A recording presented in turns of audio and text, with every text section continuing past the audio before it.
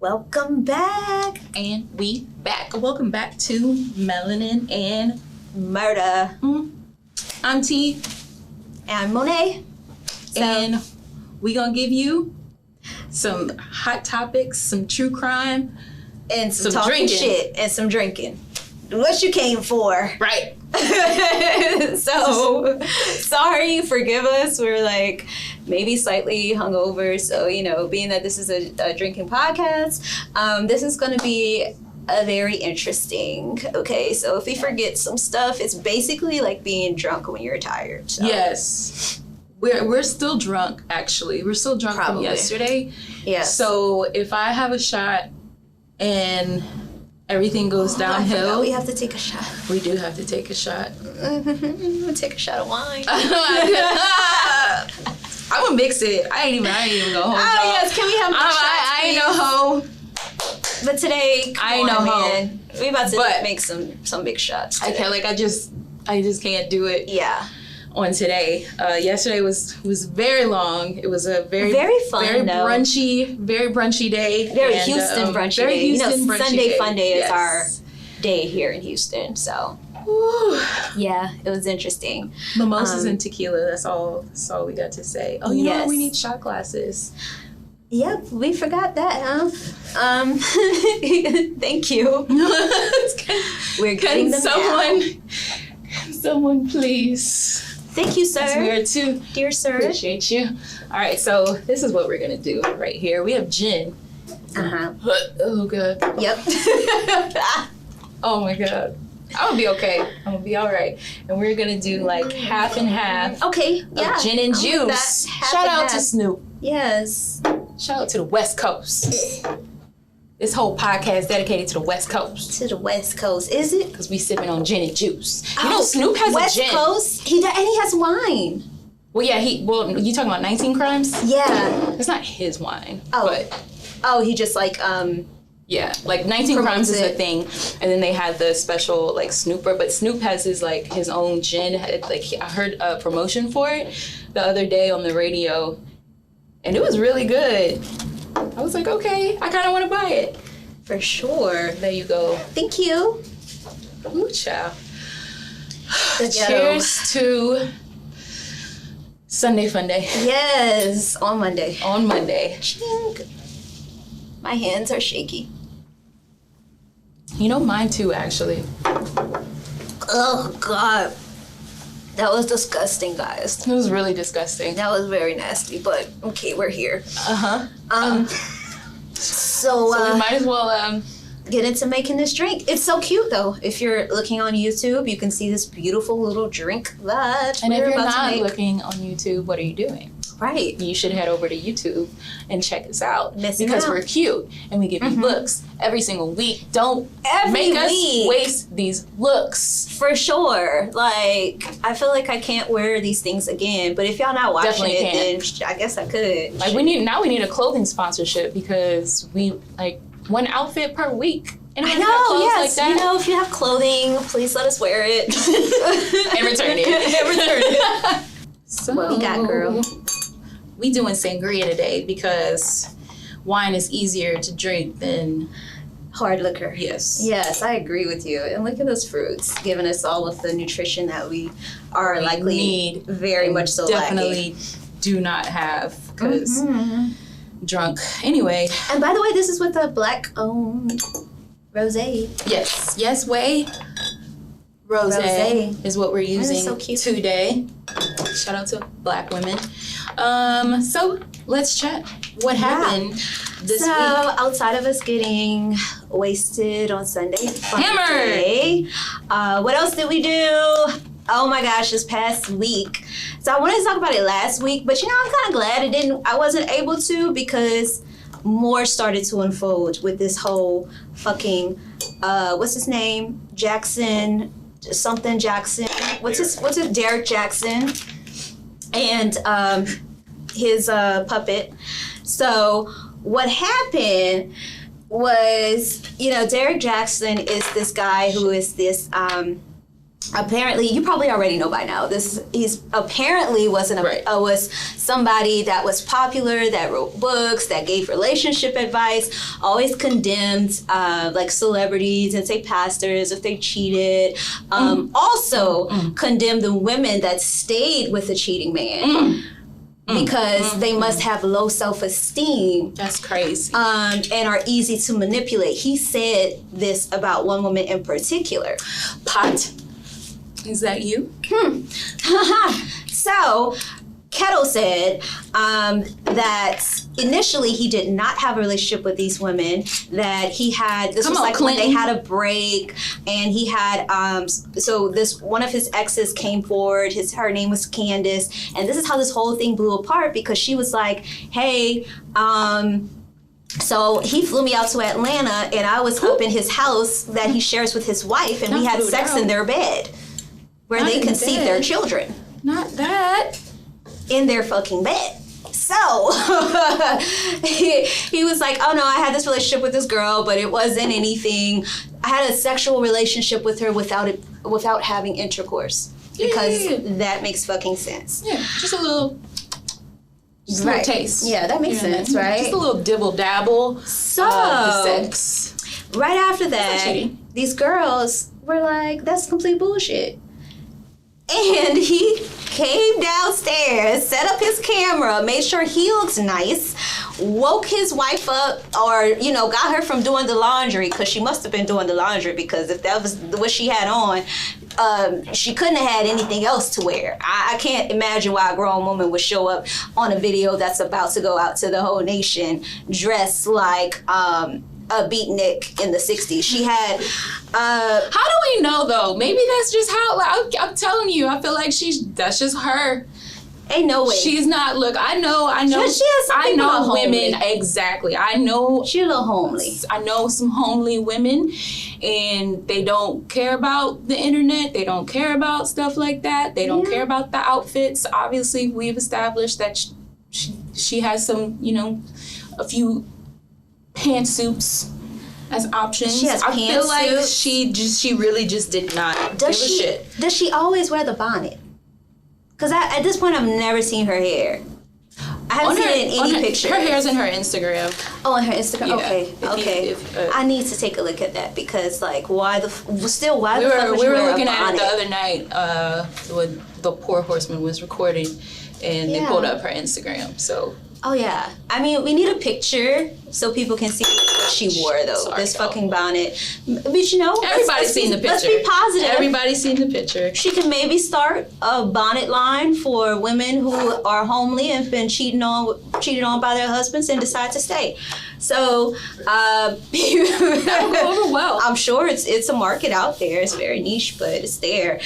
So that was hilarious. So then obviously people are going in on him and now her, and she keeps making videos with different outfits and her bonnet still, saying that how dare y'all. She's trolling at this point. Because, no, she said that's hers. She is staying with him no matter what, because it is God ordained. It is everything God is in it. I'm sorry, God is not into that shit. Like, we do a Melanin and murder, heavy on the murder podcast, and that's how a lot of these murder stories start. So that's very true. There's a lot of shows like Snapped. Yes. Every episode. Fatal Attraction. Yes. Yeah. There's just so many. What do you like better over Snapped or Fatal Attraction? Like out of the two? Yeah. I like Snapped. Yeah, Snapped is like an OG, you know? It's 25, over 28 seasons. Like, how many... women just... We get that 5 murders out of murders. Yes. Snapped gets five murders out of murders. That makes sense? Mm-hmm. No? Yeah. 5 knives. 5... We'll just put a little picture of 5 different... 5 strangles, whatever. Whatever. guns. Oh, that seems like I crossed the line there. I crossed the line. Okay. But there should be like little like crossbone emojis. Yes, like yes. Yeah. 5. We get 5 out of those. 5 skulls out of 5. 5 skulls for out of snapped. 5. We love you. Now the next thing, did you hear about this? Have you ever heard of Jay Mazzini? He's apparently like this very popular Instagram influencer. Nope. I don't think it would be anybody me nor you would follow, but he has lots and lots of followers, and he's like promotes financial wealth and shit. Oh, well, what is he broke? No, so he recently got charged with defrauding people of $2.5 million out of Bitcoin. All of his followers on Instagram, because he told them, hey guys, send your Bitcoin over to me. You can sell them to me. I'm gonna flip that hoe. No, he was gonna buy it from them for 5% over the market price. Okay. So they sent it over, and he would do like screenshots to make things seem legitimate, and people would never get their money. So he was just stealing There's a Bitcoin. lot of like that's a whole thing on Instagram. I used to run somebody's Instagram, and like the moment he started looking at Bitcoin like accounts and stuff, all these people were DMing him and were like, if you cash at me $600, I can invest that for you and flip it and give you $3,600. And I was like texting him like, don't send these people money, please. Like, yeah, bro, that's weird as fuck. But that's crazy. I feel like I'm sensing a trend of people who are popular on social media that give advice about things and are frauds. Would you look at that? I feel like, who would have thought? I wonder if there's something to that, you know? Maybe. Well, not only that, though. So then one guy that he frauded. Sure. You know, let's frolic. One guy that came around, that wanted to confront him about it, was like, hey dude, like you're clearly defrauding me, and you frauded your other followers. And he wanted to like put it out on social media. He's like, I'm gonna tear down your character, like this is fucked up what you're doing. So Jay was like, okay, no, let's sit down and like talk about it over coffee. So he meets with the guy. And so not only he got in trouble for this wire fraud, this dude decided that he had like 2 other people with him that were like his muscle. And what they did was once they got this guy at the meetup, they stripped him naked, and then they held a machete at his throat. And he was like, if you post those things, then I will upload this video to embarrass you. What?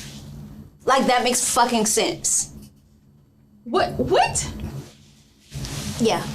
That is the worst. The video of him threatening to kill the guy. How is that even? Exactly. Does not. Exactly. Like, this shit. Oh my God, these people. Yo, I can't believe this happened. Like. And these are the people that like, yeah, I'm y'all. Yeah. Like, look up to. I hate people that, like, everything is goals. Everybody wants to, like, social blindly media? follow these people you don't even know. And everything they say is gospel. And these people are people. Like, not only do they not have, like, they're not an author, writer, athlete, actor, singer. There is nothing that makes you drawn to them outside of them being good at social media. And like nothing at all. Yeah. And most of them, like, they're not even that interesting. They start off, like, we watched the documentary Fake Famous. Yes, you can literally fake being famous. Now I want to like do an experiment. Just myself. buy a bunch of followers, and then people find you more credible because you have a bunch of followers, and then they start following you and start giving you free shit. Like, the shit's ridiculous. People just want you to have a lot of followers. People are going to automatically think you're important, and hopefully you may be interesting enough to where you can keep up the looks of like, this is why I have a lot of followers, because I'm cool and I'm pretty and I drink. I'm interesting. I actually have something about me that's and not then just me. That'll bring other real followers, and then brands are like, hey, people like you. It's so hard to get organic followers though, so it's just like, bro. Nobody's looking at that anymore. It's so sad. But it kind of, it warps like our sense of reality. And that leads me into my next topic. So like, did you hear about these little girls that carjacked the guy? A few days ago. Yes. So if you don't know what I'm talking about, there were these two little girls, 13 and 15 years old, in DC, in Southeast. And they tried to carjack a guy, Mr. Muhammad Anwar, while he was doing an Uber Eats delivery. So they get into his car. Mind you, there's people recording this whole thing. They get into his car and try to tase him. And the guy is not letting himself get out of the car. They're trying to tase him out of the car. He's like halfway out. So they press the gas somehow and drive off. And swerving, because they're 13 and 15. Do they even know how to drive? They crash, like the car flips sideways. They pull the poor guy out, and at this point he's unfortunately dead. Pulls him out to the side of the road, and while they're recording, like the people recording are like, we're calling 911, and they're like, I got it all on tape. Like, those girls tried to take this car from this guy, and these girls. One of the girls is like so unfazed. They're both unfazed. Yeah. One is just really like creepy. It's really creepy. One is like, my phone is in the car. I gotta get the phone in the car while this man is laying dead on the side of them. It's the makings of fucking sociopaths. And the sad part is like, they're fucking nuts. They need to be tried as adults. They do. They need to be locked up. Because can you imagine, sometimes when murders happen with children, being the murderer, they typically only get, like a few years, and they do juvenile detention, and then they make it like 2 or 3 years outside of that. Like, and they get to live their whole lives. Like, these girls are they're worried about your fucking phone? Yeah. They were completely, like, that's the scary part to me. The fact that they were that young and planned to do some shit like that. First of all, why are you carjacking somebody for a car that you can't drive? You don't even know how to drive. Or own. And what were you going to do? Like, go sell it for parts? Like, are you that... I'm going to try to sell it. Are you that... But, like, what...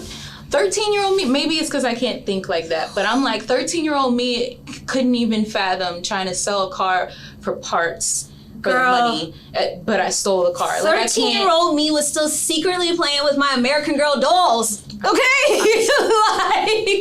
I was still playing with dolls, and I was obsessed with Clueless, and I used to read books, and I looked forward to Pizza Hut shit with books. I only cared about gymnastics. I wasn't thinking about shit like that. No. It's creepy. Creepy as fuck. And I think it's probably like the internet that probably played a part in their upbringing and how they were just completely just unfazed by all of it. Desensitized. Yeah, like, are we creating more sociopaths? We're all desensitized to everything. I think we are creating... But I also feel like you have to be born with a certain type of sociopathy to actually commit a heinous crime like that. Sorry to be sounding like I'm on SVU, and still not but in New York City. Yeah, and then not feel anything. Because you can be a desensitized person. Yeah. But something happens and then you're like, I'm shook. Yeah. And I wouldn't cause you to do that crime. No, it wouldn't cause you to do it. It's not causation, but I feel like sociopaths are born, and it's something in the brain. That is fucking a topic for another time. Oh, we've talked about a lot of sociopaths already, so Men. Yes, serial killers. Some of them have been women. No, I know. These are girls. Yes, like they are young children, and that shit is sad. So now, like, they're gonna go to jail, and they're young Black girls. So of course the system is gonna be super. Which at this point, like, for what they did. No, that was, yeah, I'm always like championing, like, wanting people to have a chance at life because they can change, but that video right there showed that something was off, and that person, at least that one girl, needs to be off the fucking streets. Yeah. She needs help, for real. She needs real help.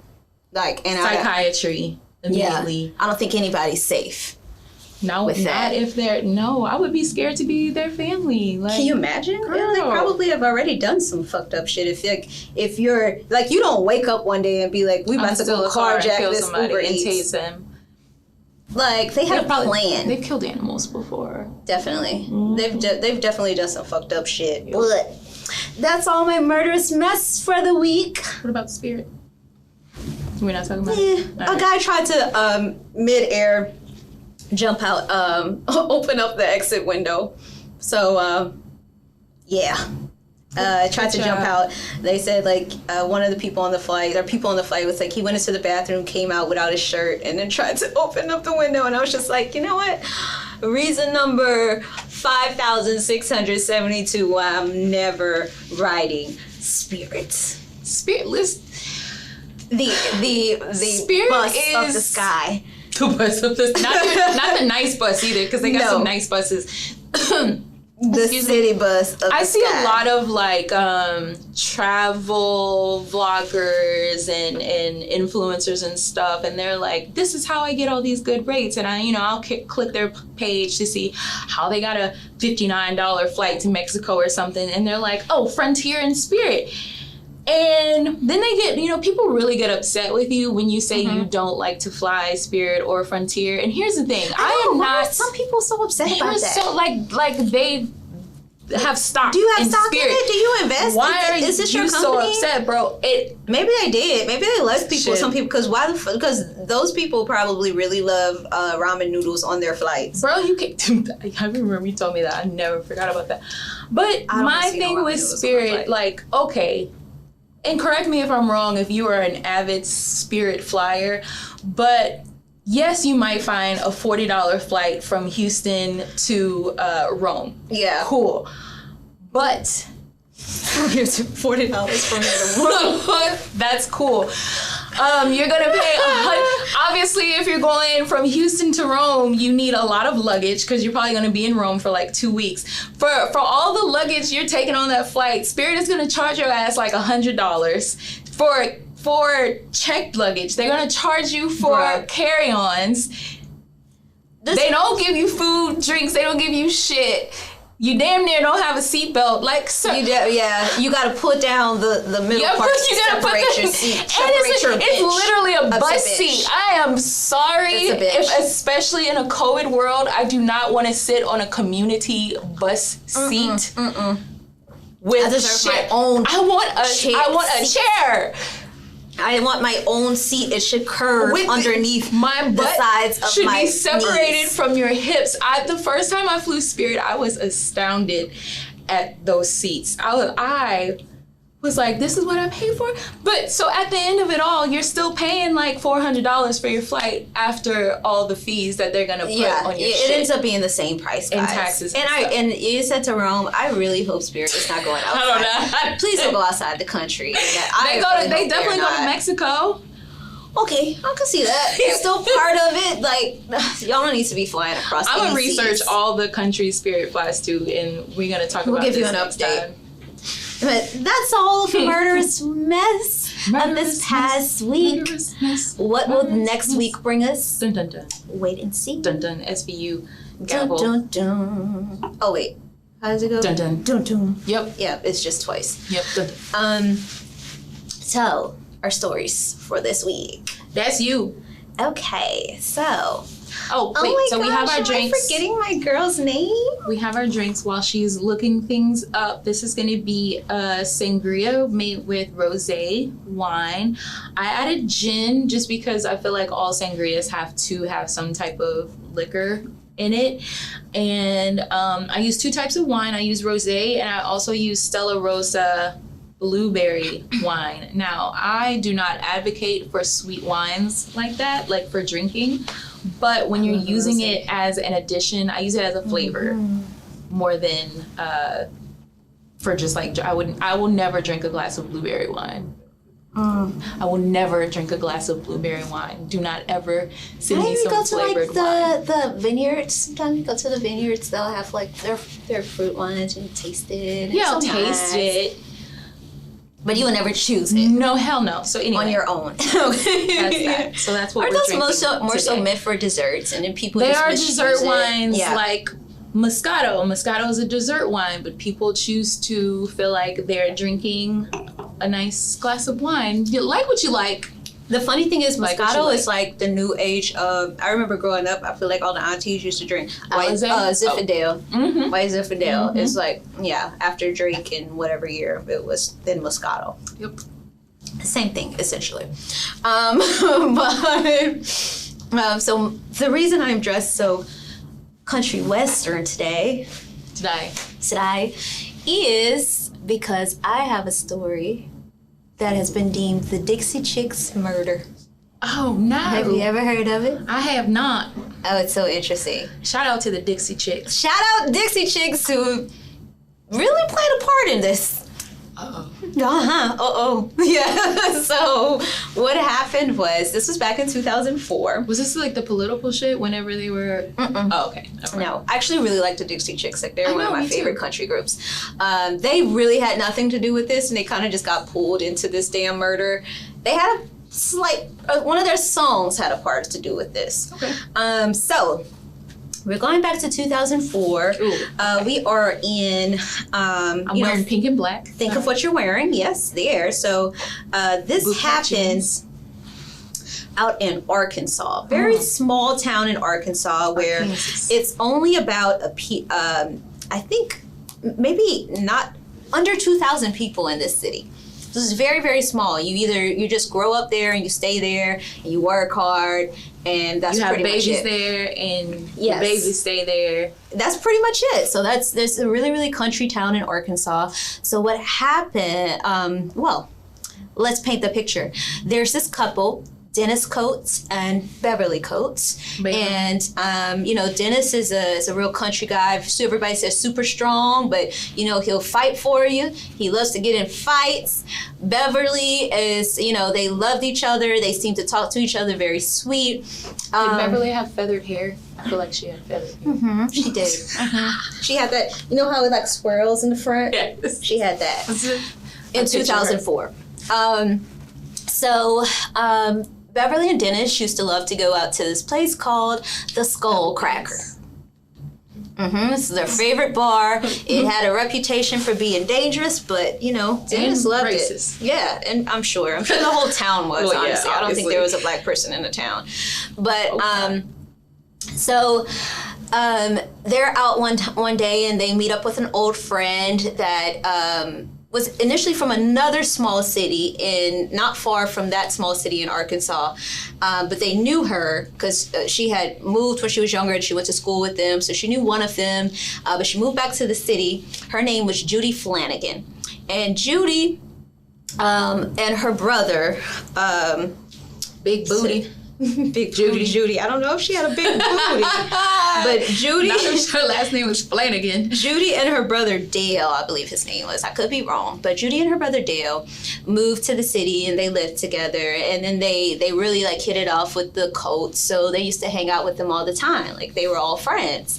So one day, they all went out one night. The next day, Beverly goes to her neighbor's house, who is a policeman, and she's like, I'm really worried. Dennis didn't come home last night. I feel like this is not like him. I feel like something's wrong.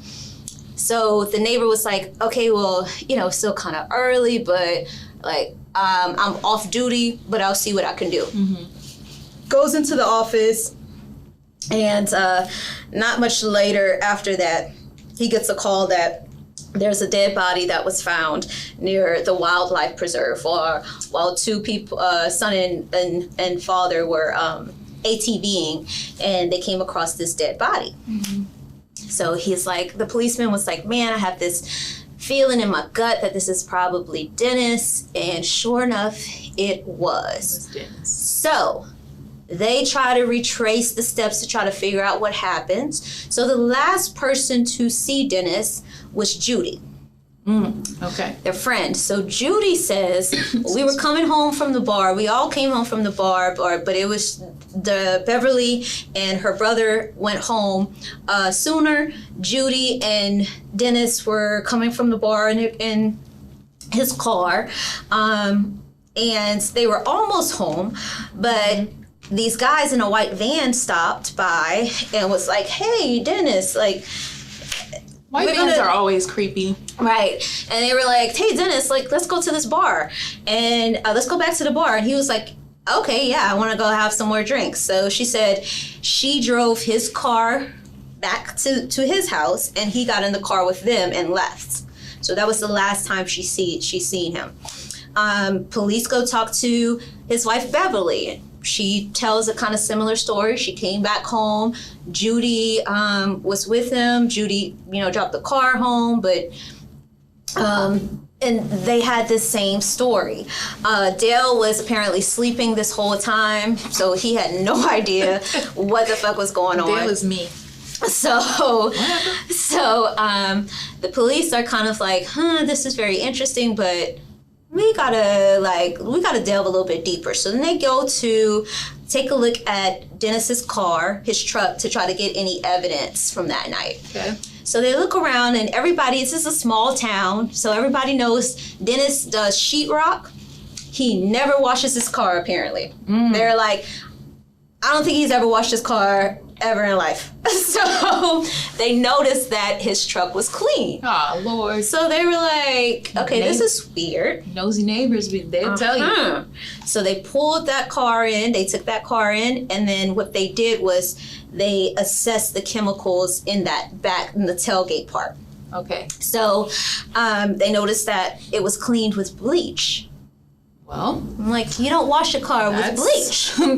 And liquid dishwashing detergent. Oh, yes, of course. A little Dawn, a little bleach. A little Dawn and bleach is what they did. So they were like, okay, so for them to clean this out, they had to open the back part and rinse it out.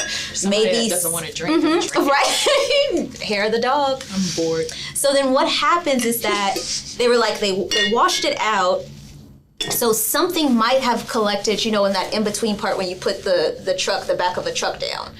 So if you imagine cleaning the back tailgate part, Okay. So they assessed the other little parts underneath there, and they sure enough found blood and hair. Oh. It was Dennis's blood and hair.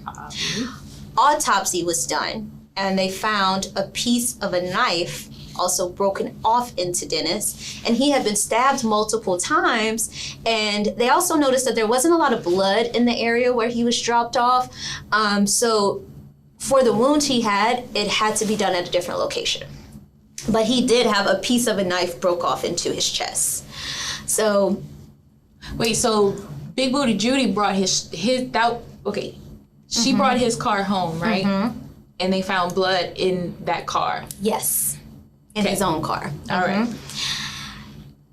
So, do you know what else they found in there? They found... Semen. A tape. But we'll get into that, some good shit. Uh-oh. They find a tape, cassette tape, the Dixie Chicks song, Bye Earl. Ah. You know that song, okay. Bye Earl? Okay.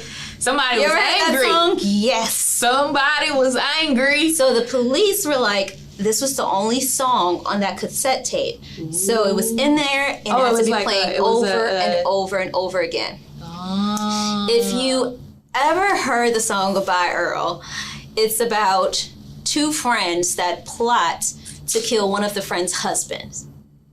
And the way that he died was eerily similar to what is described in that Dixie Chicks song. Aha! Yes. So the police then talk to Judy about it because they're like, this is some weird shit. Mm-hmm. Somebody's lying. So Judy says, okay, so I'm starting to remember it's starting to come back to me. I forgot. I'm getting flashbacks, but okay, I have something I want to say. What I want to say to y'all is that, yes, Beverly told me to try to kill her husband. And they also knew, just through rumors in the city, because it's a super small town, right? So other things that they knew was like Beverly apparently tried to poison her husband before by making some chili and putting all these pills, a full prescription of Xanax into it. And their kids were like, he was like passed out sleep for like 2 to 3 days on our couch, and their mom was just like, don't bother him. Oh my God. And then she was like, the daughter was like, I remember my mom saying, don't eat that chili because it's bad. I got to throw it out. But she let her husband eat it. And probably made him like 3 bowls. But he survived. Okay. Damn. So, that was a heavy sleep. Other rumors going around in the city was you that. Ever had a Xanax? Yeah. The whole prescription, like, I don't know how he didn't die, honestly. No, like, dead ass. Yeah, but he was a big, like, tough guy. So everybody was really, it was crazy that he was even in the situation where he was murdered. And this was the first murder they ever had in that city. In that whole town. So Beverly, it was also known that she was having a relationship with Judy's brother, Dale. It wasn't a secret, apparently. Many people in the city knew that she was messing around with him because, in fact, Beverly had cheated on Dennis many times with multiple men in the city. Beverly. And he would, like, go out. She would leave the town, and he would go find her and bring her back. Aww. Yeah. Where was his bonnet? Oh, Captain. But just let it go. He needed his bonnet. She was Maybe for the streets. But wait, what were people calling it? The bonnet, her helmet of what? No, that's what she called it herself. Oh. She was like, "You see a bonnet? I see a helmet to protect me from God, or a helmet of God." Wait, it wasn't helmet of God though. What was it? Something like it. Something like it. Helmet of honor or something like I see a helmet of honor. You see a camouflage shirt. I see my war wear. Bro, I'm a warrior of God. Where did she really find that camouflage shirt in 2021? Oh, well, I don't even want to put that on Walmart. I'm sorry. I'm sorry. I just didn't know where else. I didn't know where else to go. When you don't want to diss Walmart. I don't want to diss Walmart. Walmart, you don't deserve that. I don't think you did that. So, all right. So these were the rumors kind of swirling around the city. So of course the detectives kind of took that into play too. They also did a polygraph test on Judy, and it came back deceptive. Before she told her story. So that's why she was prompted to say, like, oh yeah, so Beverly told me she wanted him killed, and she was like, you better do it, and you better do it right this time. So she was like, when we were coming back from the bar, I lured him to this wildlife preserve, and I told him I was gonna have sex with him. So they go park out there, and she says he puts down the back part and puts down a tarp for them to have sex. Romance. And she said, why he did that? She stabbed him. She stabbed him and she killed him, she said. Stabbing is usually a crime done by women, in case you were wondering. Yeah. And she says that, Beverly wasn't around, but she told her to do it. And her brother was nowhere around. Now, only like a couple weeks later, her whole story changes, and she's back. She comes back, and she was like, so actually, no. So that's how it happened. It was all 4 of us in the car. Actually, my brother was sleeping in the car, and we were all driving from the club together. And Dennis pulled over because Dennis and Beverly were like, we're gonna have sex in the back of the car. So that one thing is consistent, at least. He was gonna have and the she sex. was like, when they were getting ready, she said she looked, or she thought they were having sex. She looked back and she sees Beverly stabbing him. And then Beverly is like, Judy, you better keep your mouth shut. I'm gonna force you to slit his throat so that you're a part of this too. So that was the new story then. That's a lot of stories. 2 things are consistent. They was gonna have the sex in the car. Yes. And Dale was asleep. Dale was asleep. I mean, but the thing was, Dennis was such a big guy that the police were like, we don't know if he had a part of it because maybe, like, how They did would these have had women to do that? Yeah, have help dragging his ass. So then also Judy was like, what happened with the murder weapon? She was like, we drove off, I threw it off of this bridge. So these police in this small town, the way they tried to retrieve the murder weapon is they attached a magnet to a string and they set on the over the bridge for 2 hours, and they caught something. And what they catch? Not the murder. They got a knife with part of it broken off, a kitchen knife. They got so fucking lucky, y'all. Of course, it had no DNA. So because Judy confessed to the murder, she got time in prison. Beverly got some, but they couldn't really pin it on her because there was no DNA proof. But Beverly is outliving her lives. Her children hate her. Judy's in prison and don't know where Dale is. Sleep. Probably sleep. Yeah. I mean, He's probably asleep right now, actually. At this very moment. If one thing is consistent with Dale, like, if this is really, you know, he is either sleeping or sleeping with your wife. This is like drug history. Like, if this was drug history, they would like pan to an actor playing Dale, and Dale would be, and Dale is asleep. Consistently sleeping. Can I have that napkin, friend? Yes. This, like, the red stuff is dripping on me. You can't get in trouble. Oh my gosh. If you sleep the whole time. You really can't. So that's my story. And I'm sticking to it as much as Judy did. Big booty Judy. That's unfortunate. She probably got a wife in prison now. Actually, I think Judy had a very flat booty, so flat booty Judy. It just goes, okay, flat booty Judy. Yes. So that's interesting. So my story also includes somewhat of a triangle of sorts. Don't they all? And it also includes catfishing. Oh, yes. So, love a catfishing scandal. Early 2000s still. This is like 2000. Prime time for catfishing. 2004 to 2006, somewhere around there. Still wearing pink and black. I'm still in pink and black, and I have Jordan heels on. Yeah. I really do, unfortunately. That's a true story.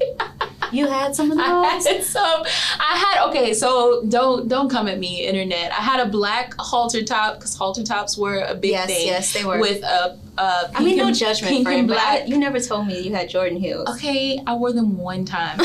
Pink and black, striped skirt, very flowy skirt, and pink and black Jordan heels on. Was it an asymmetrical skirt? Yes, it was. How did I know that, guys? Very asymmetrical. And I had pink feather earrings and pink and black bracelets that I got from Charlotte Russe. And that was my 18th birthday outfit. Sounds like a very cute 2005, 2004 outfit. It was 2004. Fun fact.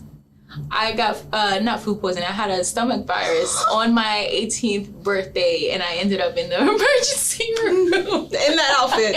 In that God outfit. damn. I literally crawled. What a way to bring into 18. I crawled in my mom's room, like, on my hands and knees, because I couldn't, like, I was in so much pain. No, I'm grown now. And let me tell you how my mom was mad at me. She gave me no sympathy because she thought I was drunk. Aww. And she thought I was throwing up because I had been drinking all night. I had one drink the entire evening of my birthday. And we went to the emergency room and she was still mad at me. She wasn't even talking to me. And I was just like, throwing up the whole time. Not until because they had to give me a test. They were like, well, we have to see if you've been drinking. So I took a urine test and it came out negative for anything. Right. That's when she started being nice to me. She was like, oh, my poor baby. I'm so sorry. I was like, leave me alone. You did not get me to me. You were so mean. Do not believe me. Anyway. Parents don't ever believe shit. They really don't. So we're early 2000s in a small town outside of Buffalo, New York. There's this guy named Brian. He's 22. Brian is a college student. He's a quiet, like, little nerdy guy. He has, like, no enemies from what it seems. And ends up being shot dead in his truck in the parking lot of the factory where he worked. So the police, and the murder weapon was a military grade weapon. Oh, this was a white person that did this. These are all white people. So Brian actually was in his car. His body was in his car for 2 days before it was found by some coworkers. And police came, they checked out the scene. They pretty much didn't really find anything, no DNA, but they did see that he was shot at close range. So they were like, well, that's something. He probably knew his killer. Oh, gosh. So they started asking around for friends and people he knew among his coworkers. He worked at a factory. And then they found out that how it started. They found out that one of his coworkers, Thomas is in his 40s. He's married, lives a very suburban life. He has teenage daughters, very typical, boring, normal shit. Thomas engaged in an online relationship with a girl named Jessica. Jessica was 17, and she went by the online name Tall Hot Blonde. And of course she did. Sounds believable. So the most believable screen name I've ever heard. Blonde. And Jessica sent him pictures of her in skimpy swimsuits and things like that, and Thomas just fell in love. And Jessica was probably Jessica Simpson, huh? No, Jessica was Jessica. Jessica was Jessica. Jessie. She went by Jessie. And before you know it, Thomas was smitten. He was in love with Jessie, even though he was a grown-ass man and he had daughters Jessie's age, and he was in a chat room that was for teens, and that's where they met. But they soon they were texting incessantly. They were texting all the time, and shit was very raunchy and explicit. And he's like, I wish you were inside of me. And Jessie's like, Wait. He said I wish I was inside you. I'm sorry. That's a bit different. Guy, am I right? Mm-hmm. But no, he said, I wish I was inside you. She's like, and so Jessie would she would mail him her thong panties and stuff. It was getting hot and steamy. And that's so Jessie lived in West Virginia, so she didn't do things but go to KKK rallies and I would say Trump rallies, but that was early 2000s. But so Jessie, she didn't have shit to do at that time but KKK rallies. It's West Virginia. Isn't that ATVing and nah bonfires? Yeah, bonfires with KKK people. Okay, with the burning cross. Exactly. Okay. It's West Virginia people. Okay. Come on now. So Jessie is mailing her thong bikinis to New York, to Thomas's house. His house where his family lives, mind you. And they're getting all hot and steamy, and Thomas eventually proposes to his online 17-year-old girlfriend, and she accepted. Online? Yes. Mm-hmm. Well, he texted her, will you marry me? Oh, that was like, before emojis too. Yep, so he just said it. He just was like, he didn't even send a ring emoji. Damn. And so people, they're like, okay, they've never even met. This shit is crazy. Right. What are y'all doing? One day, Thomas's wife, she's cleaning or something, and she stumbles upon a dresser drawer that's full of Jessie's panties. And so she's like, what the fuck? And I guess he kept the envelopes and the letters or something, like a dumbass. So she got Jessie's address, her home address, and mailed Jessie a picture of the real Thomas. So I forgot that part. Thomas. So he was catfishing Thomas was acting as a young 20-something buff Marine who's a current Marine, and Thomas, the 40-year-old, Yeah. used to be a Marine, so it was easy for him to keep up these conversations. So he was young, tall, dark, and handsome. Yeah, exactly. To the tall, hot blonde. Yeah. And so he even sent her pictures of some random Marine with like dark hair, muscular Marine. Of course, he I found knew he was going on to be the tall, dark, and internet. handsome. I knew he was going to go with that. And so so that's who Jesse thought she was in a relationship with. So his wife was like, "Gotcha, bitch." So she mailed Jesse pictures of the real Thomas. Look at his fat ass. Exactly. That's what Look what I gotta sleep next to every night with your dumb ass. This is when you're belling your panties too. This is what you're doing. He's balding. And he's trying to hold on to it. He's It's greasy sad ass. He's got a dad bod with a gut. And he tucks his shirt in under his and gut. he wears Axe as cologne. And this is what you falling for. And so Jessie is just like horrified. And she's like, oh my God, why would he do this to me? Oh my God. So then she started hitting up Brian, the guy who got shot. Brian and Thomas worked in the same factory and they were friends. And when she kind of hit up Brian like, hey, Thomas told me that y'all were friends, and I just got these pictures of him in the mail, and is this true? Is this what he looks like? And Brian is like, yeah, that's him. And so she was just like heartbroken because, you know, like they had this thing going for like a year. You've seen all the episodes of Catfish. Or you've seen you've seen them all. And always hurt. And like, really? You really thought you were dating Bow Wow girl? like, come on now. Or Chris Brown. Chris Brown. Really? There was a Houston woman that got catfished by Bruno Mars. To her defense, he did a very impressive lookalike of Bruno Mars. The Nigerian For a Nigerian man? guy.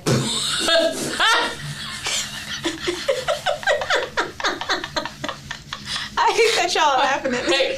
All right. Okay. Anyway.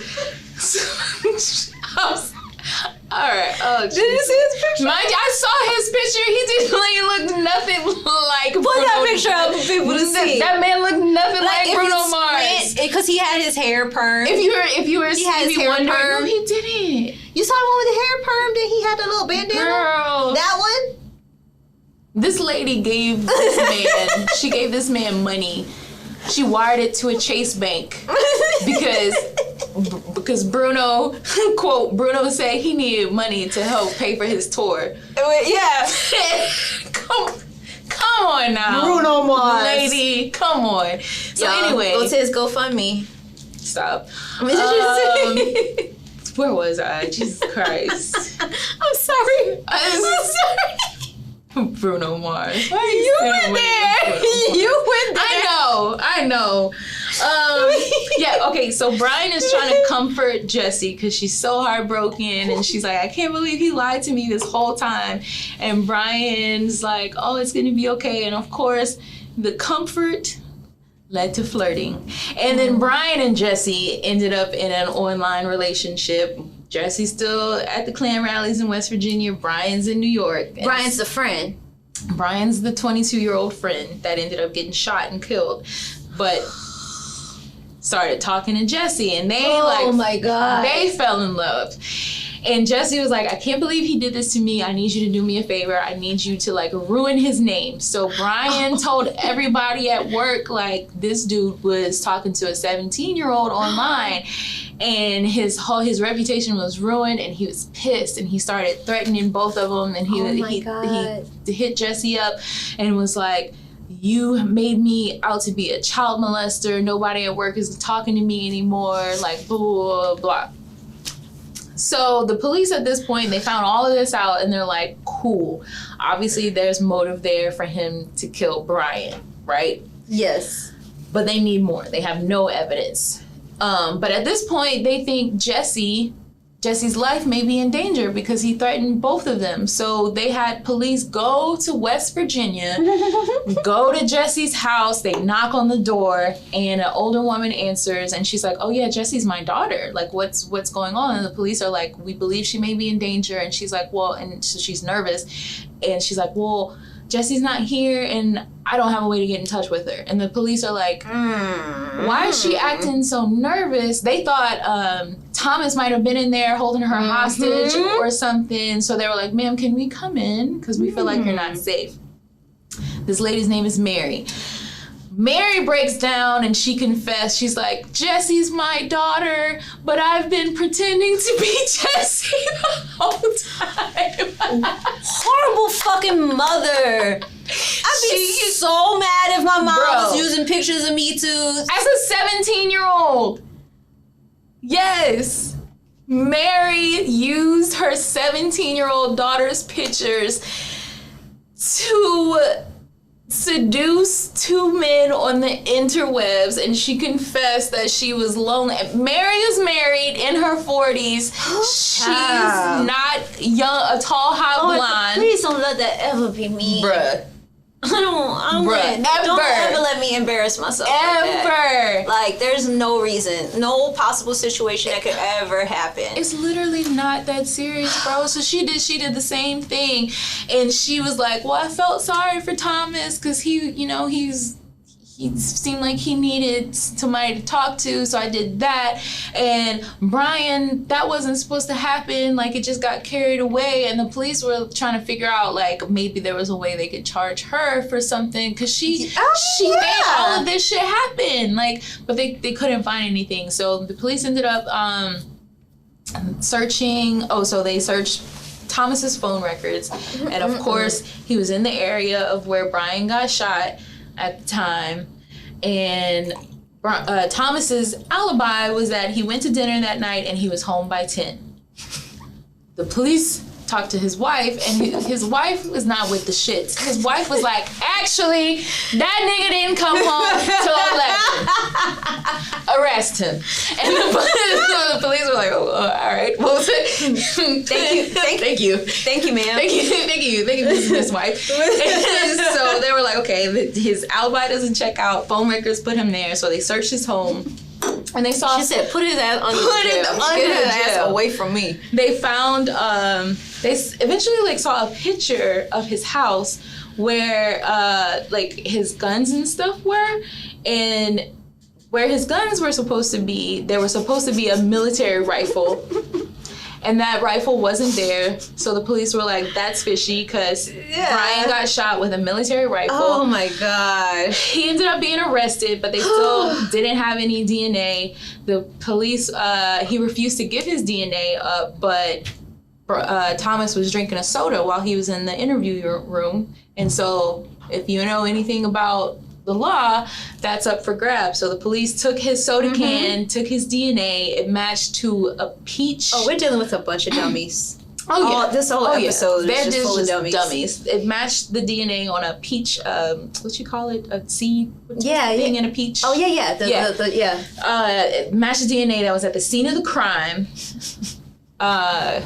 Threw his ass in jail. He tried to commit suicide while he was in jail. So he was eating his wife left him. He ate a peach and threw it on the ground and then killed a man and just thought that was fine. So his wife left him. His daughters didn't want anything to do with him. That's embarrassing. He ended up confessing to the crime and got sentenced to 20 years. And Mary, aka Jessie, nothing happened to her criminally, but her husband divorced her, and the real Jessie has just doesn't want anything to do with her at all, as she should. I mean, because that shit is embarrassing as fuck. I'd be like, Mom, what the fuck are you doing? What are you doing? Using my You got somebody killed.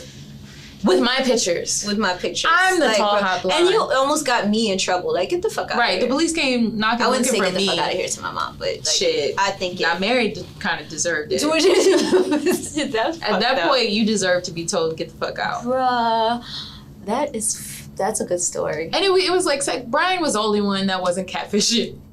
And he was the one that ended up getting killed. Everybody was catfishing, not knowing they were catfishing. Yeah, he was the only one that was fine. That's a damn shame. Okay. Ain't that? Can't tell the truth to these people. God damn. Well, that was a good story, friend. Thank you. I appreciate it. And, well... If you've learned anything from today, it's... don't be stupid. Don't be stupid. Stay asleep. Stay asleep. Don't wear bonnets because you will get cheated. Don't wear helmet. Helmet of honor. Don't wear helmets of honor. Don't wear bonnets outside of sleeping. The bedroom. Because you will get cheated on. You might get cheated on without that too, but yeah, that's true too. Like, yeah, I don't really have good advice there. I don't. Oh yeah, no. Yeah. But definitely do that if you want to get cheated on, like. Oh yeah, if you want to get cheated on, maybe you have like a prenup where you have to get cheated on. And just stay with them. Yeah. Oh, the funniest meme, y'all, before we leave, the funniest meme that I saw this week was in place of Derrick and his wife. It was them sitting there, but it was the picture of Paige and Chris from Married at First Sight.